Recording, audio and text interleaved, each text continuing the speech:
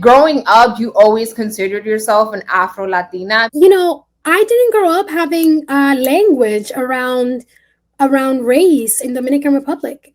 What ended up triggering my own awareness and awakening and like wanting to have more questions was realizing Dominican is not a race, right? Dominican is an ethnicity. When you're confronted with like the census, or like you're confronted with like a college application, it took some time for me to try to understand how to encapsulate that I have ancestors who are light skinned people who are potentially of Spanish descent.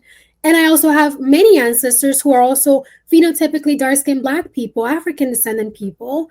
And how do I make sense of that, right? So Afro Latina became one way that, people in the early 2000s started saying, look, these categories don't include the totality of our identities. I actually think it's really fascinating listening to both of you talk, Shay and Saudi, because there is a psychological model called negrescence that describes the process of, at the time, it was for African American people finding their Black identity, right? And it was rooted specifically in the inability to move out of the way of experience of just like anti blackness.